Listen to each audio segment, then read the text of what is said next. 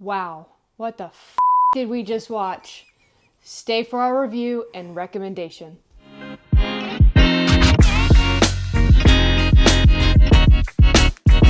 Hey guys, today we saw Bugonia. It's about two young men who kidnap a powerful CEO because they think she is secretly an alien who wants to destroy Earth. Yeah. It came out October 24th, 2025. It's directed by Yorgos Lanthimos from Greece. It stars Emma Stone and Jesse Plemons and Aidan Delbis. It says it also stars Stavros Halkias, and he's a comedian, and Alicia Silverstone. It definitely does not star Alicia Silverstone. She's in a coma the whole movie, and she has, 12 speaking words when she does a flashback where she speaks. So I'm not sure that she is starring in the film. Stavros has a few scenes, so he is not starring in the film either. I'm not used to seeing him in this type of role. He's more of a serious or a comedian. Yeah, he's a stand-up comedian. He's funny, but he has a podcast as well. Stavros Halkias. Aidan, who's in the film, is known to have a intellectual delay. He actually has autism, so to see him in this was really nice. Our son has high-functioning autism. It was nice to see somebody with autism in a big Hollywood film. He did a really good job in this role, which I'll say. Like I think for me, he was like the only good thing in this movie. For real. The only good thing. I really enjoyed seeing him. Jesse Plemons is an incredible actor, but I think that this wasn't the type of role for him, though. No. At all. The genre is absurdist black comedy, and I have some asterisks to go onto this. Absurdist is characters who can't find any purpose in life, so they call into question the certainty of the existential concept such as truth, which fits this film perfectly. I'm not really sure that black comedy or dark comedy does. It's more of a sci-fi action drama. Yeah, I would agree with that. A little bit of dark humor here and there. I saw no humor in this. I had to tell her some jokes. There was an inappropriate joke that Stavros does when he's sitting on a couch with Teddy, which is played by Jesse Plemons' character. And she was like, why did he make that joke? And it was like... I didn't see it as a joke, though. I was trying to figure out what he was even freaking talking about. She was like, oh, that's inappropriate. I was like, yeah, because these jokes don't land because it's not a black comedy. So I certainly wouldn't call it a comedy of any kind. I can see that some of the jokes were dark humor, but since it isn't a comedy, the jokes don't land. For initial expectation, what drew me in was Jesse Plemons because he is an incredible actor. And this movie wasn't doing well at all in the box office, and I wanted to see why. After seeing the director in his previous movies, I know why. It's just because it's weird as hell. It is a weird freaking movie. But his previous 2 or 3 movies were weird as hell, and they did really well. And I think that's just because Emma Stone was the lead. A lot of people like Emma Stone. She's a really good actress. I just don't feel like these movies are for her. Like, they're just so...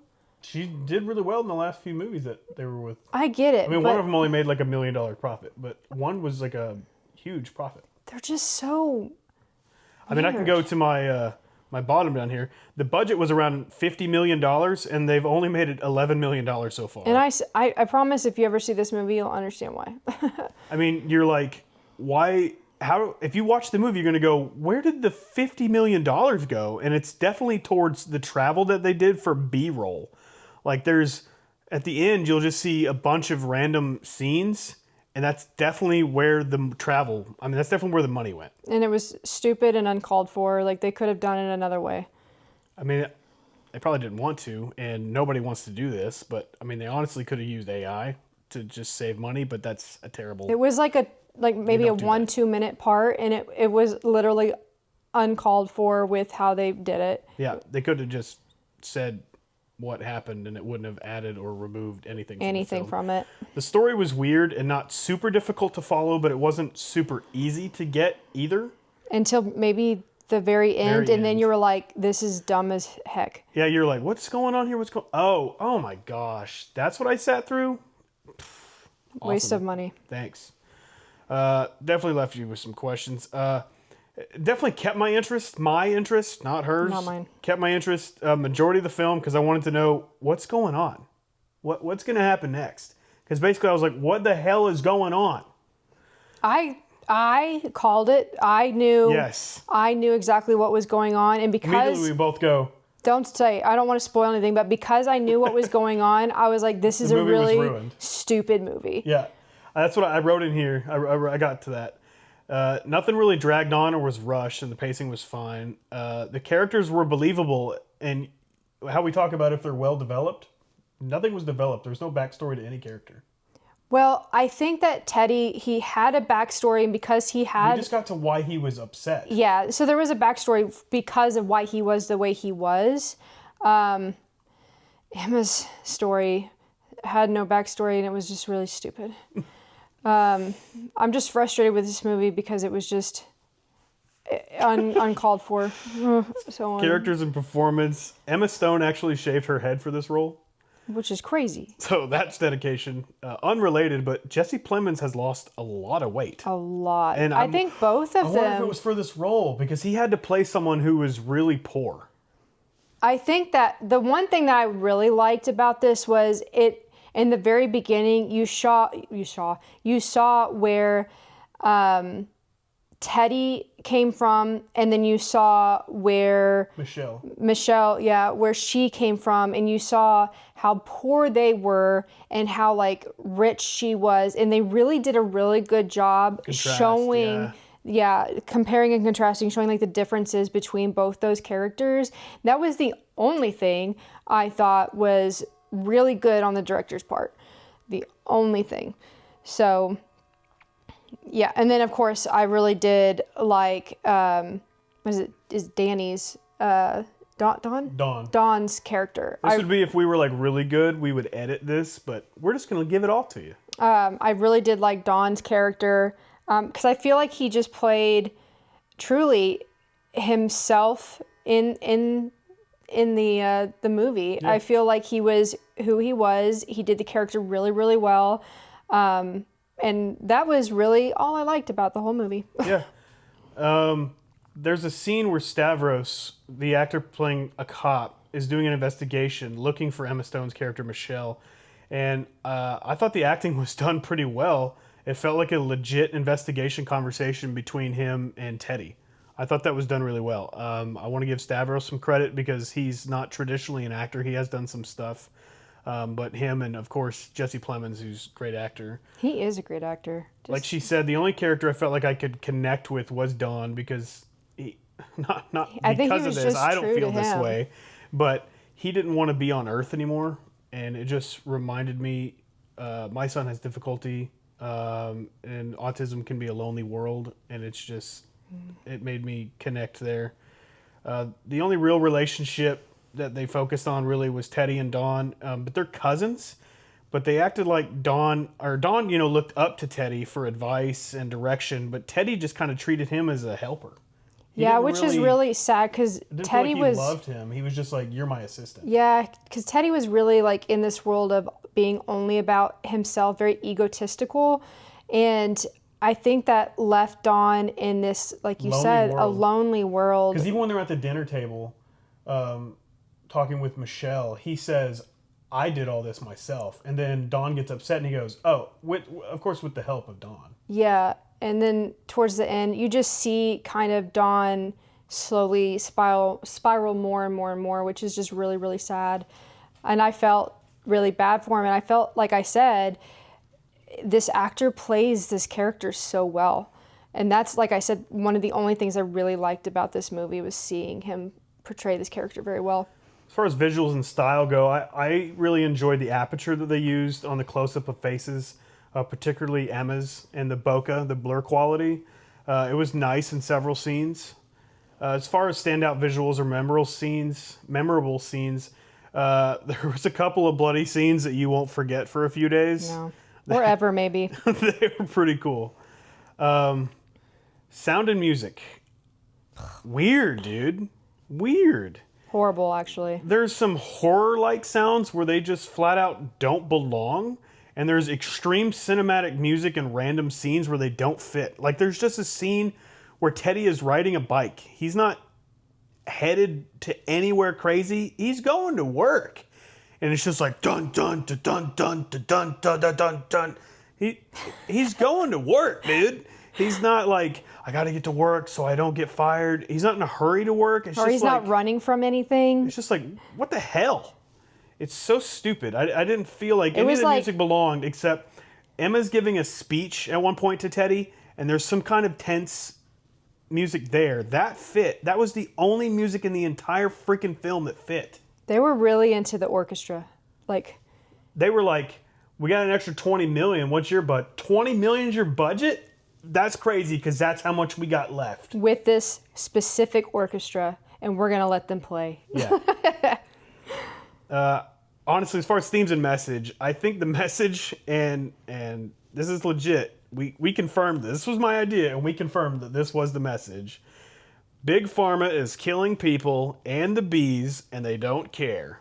I mean, that's it. And the message was pretty clear. But the way they portrayed it... Weird as hell. I hate it. I couldn't stand it. It was freaking weird. Emotional reactions. Definitely shock and boredom. Yeah, I was really bored. Dawn has a conversation with Teddy and another with Michelle that convey, I don't know how to speak, that convey how sad he is on Earth and that he has nobody and how lonely he is. And it really makes you sad for him and you really feel for him. That's about it. That's the only time that you ever connect with a character. That's why I said, I really like this character. Yeah. That was the only thing I liked out of it. I will continue to say that. This director's movies have gotten a few awards in the past. I'm sure this kid won't get any awards. When he started the film, he was 17 years old. I hope he gets some awards, but overall, the movie made me really question my own sanity, and not in a good way. So sanity, as in, why the heck am I in this theater? Yeah, we were the youngest people in there by about 50 years. And there was an old man that held the door open for us. She went to the restroom, and he was waiting for her to leave. And then he looks at me and he goes, "What the hell was that?" He goes, "That's the weirdest, dumbest movie I've ever seen in my entire life." And then just walks away. He stares at me for 2 seconds, waiting for me to go, "Right?" And I was just like, I think he was still questioning his sanity at the time. I was in shock, what just happened? And he just walks away. So if you see this, stranger, I agree. It asks in our notes, we came up with a what do you call this? This whole thing here. It's just our notes. Our notes. We came up with a list of notes that we ask ourselves. In our notes, we ask about storytelling. As far as storytelling, this is a total remake of a 2003 South Korean movie called Save the Green Planet. They should have never remade it. They should have left it alone. Yeah, so storytelling, not original. So, never heard of it, but unfortunately it was predictable. I wish it wasn't, because the twists would have been jaw-dropping. You would have been like, oh my gosh, I can't believe that happened. I mean, there were some gasps in the audience. She called it from the beginning and was like, this is what's going to happen. And I was like, you're right. And then right before a twist happened, we both looked at each other and said, this is going to happen. And then it happened. And then right when another one happened, I said, this is going to happen. And she looked over at me. And I wish that we just didn't watch movies at all. And that was our first movie. Well, then we'd probably never watch movies again after watching I would have never watched another movie if this was my first movie, to be honest with you. But I wish we had just weren't really into movies and we watched this one and the twist would have blown our freaking mind. But they didn't. And so, as far as dialogue feeling natural, from Dom. I mean, that was incredible. Overall impact. I promise, Don, we'll get your name right at some point. Donald, the Don. What makes this movie stand out from others in its genre is its ending, and you'll just have to watch it and be disappointed. One thing it did really well was tell its message, I think. One thing that could have been better was that it never be made. I think that would have been better. The only people I would recommend it to is those who like this director. And Emma Stone has been in his last 3 films. which is why her last few movies have been weird as hell. Actually, Jesse Plemons and her were in his last movie, Kinds of Kindness. So they must like working with him. My favorite element, there were 5 major scenes of violence, and they didn't actually show the event occurring. I don't know if that's because they weren't allowed to for a theatrical release, if they just didn't want to, if they didn't have $51 million and they couldn't do it. But they never actually showed the violence. They showed the immediate aftermath, but they didn't actually show the thing happening. So I thought that was neat. I don't know why they went that direction. My least favorite moment was the movie. No, I'm just kidding, sort of.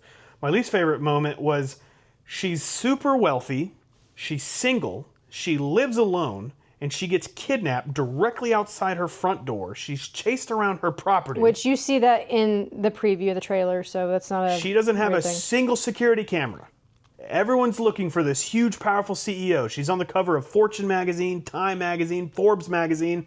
Everyone's looking for her. She doesn't have a security camera? Cool. Off to our recommendation. So, again, we do see it in theaters, rent it when it's available, or stream it whenever that comes out. For this one, if you absolutely have to see this for some reason, you don't have to. Then we'll say stream it. Stream it. But thank you for coming and seeing us on our awesome couch. If you have any recommendations, please leave a comment below. But we will see you again soon. Like, comment, subscribe. He's saying that with anger. Bye, guys. We'll see you soon. Bye.